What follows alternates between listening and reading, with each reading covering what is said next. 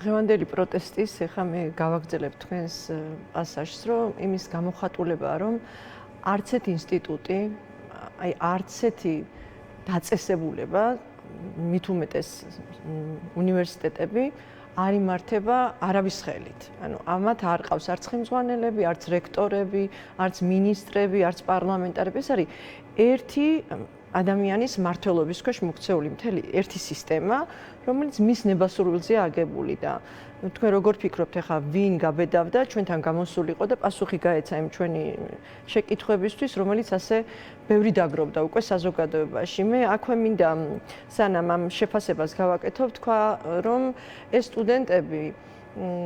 ეს სტუდენტები არიან ადამიანები, რომლებიც იქეთ ასწავლიან, ეხლა მათ ლექტორებს, იმიტომ რომ მათ თავარი გამოცდა ჩააბარეს. ეს არის ის, რომ ისინი არიან საზოგადოების წევრები, ისინი არიან მოქალაქეები, ისინი პასუხისმგებელი არიან ამ ქვეყანაში შექმნილი სიტუაციის მიმართ და ანუ აქეთ ჩაუტარებენ გამოცდას, აქეთ გარიცხავენ ალბათ თავის რექტორს და პედაგოგებს, რომლებსაც არ გააჩნიათ არანაირი შეხედულება, ანუ არანაირი საკუთარი აზრი, რომ გამოთქვან, რომ გააპროტესტონ. ანუ ეს რა იყო? ეს იყო შიშის გამოძახილი თუ სამაგალითო დასჯის მცდელობა, რომ თეატრალურ უნივერსიტეტში ვეღარასდროს ვეღარ გაბედოს ის პროტესტი, რომელსაც ჩვენ 84 დღის განმავლობაში ვუყურებდით. აუცილებლად ეს არის ზუსტად აიცით, ეს ყველა კანონი, რომელსაც ესენი იღებენ, ეს ყველანაირი რეპრესია, ეს გამოცხადებული ფინანსური ტერორი. აი ეს ყველა სივრცის მოშლა, ანუ გამოდის, რომ დემოკრატიულ რესპუბლიკაში, სახელმწიფოში, რომელსაც გვარწმუნებს ეს ეგრეთ წოდებული თვითმარქვია ხელისუფლება, რომ ჩვენ თურმე ვაშენებთ დემოკრატიულ სახელმწიფოს, არ გვიტოვებს არანაირ სივრცეს, ანუ ადამიანს არ რჩება არანაირი სივრცე, ქუჩაში ვერ გავაპროტესტებთ. გვაჯარიმებენ. ანუ სტუდენტებს თავიანთ სივრცეში, სადაც შეეძლოთ გამოეხატათ პროტესტი, უგრძალავენ და აჯარიმებენ და ყრიან, აი წარმოუდგენელი სპეცოპერაცია მოაწყვეს გუშინ, თავისი მომავალი თაობა, რომლის გარშემო უნდა ტრიალებდეს ახლა მთელი სახელმწიფო მანქანა. მათი კეთილდღეობისთვის, მათთვის კარგი მომავლის შექმნაზე უნდა ზრუნავდეს სახელმწიფო. ანუ ატერორებენ, მიუქსიეს, ანუ წარმოიდგინეთ რა სახელმწიფო შევქმნით ახლა, რომ ესე იგი ესეთია. მუშაობს ადამიანებზე, რომლებიც პირველი დღიდან პროტესტის ავანგარდში არიან.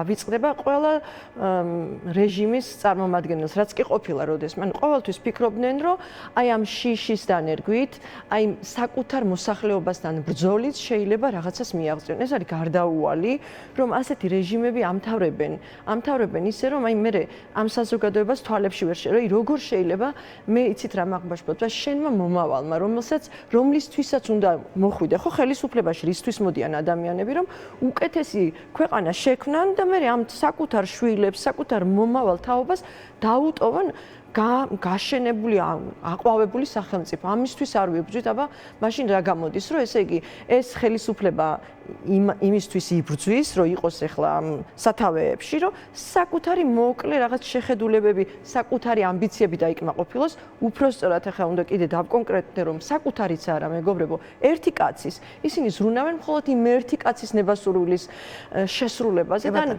სახეს კარგავენ. აი, როგორ შეიძლება ახლა ის პედაგოგები და ლექტორები, რომლებმაც ეს მიიღეს ეს სადამსჯელო რაღაც ზომები შეიმუშავეს თავისი საკუთარი სტუდენტების, ანუ თავისი ახსნაძნელების საწინააღმდეგოდ, აი მე როგორ უნდა გააგრძელონ ცხოვრება.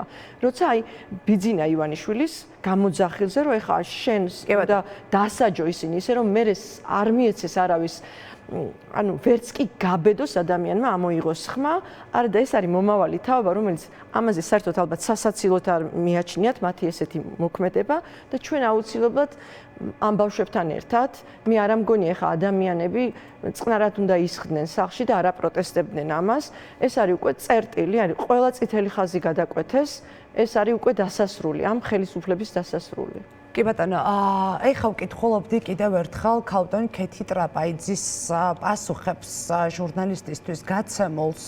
ის კომისიის ერთ-ერთი წევრია, სახელმწიფო მეცნიერების მედიისა და მენეჯმენტის ფაკულტეტის ასოცირებული პროფესორი გახლავთ ქალბატონი ქეთევანი.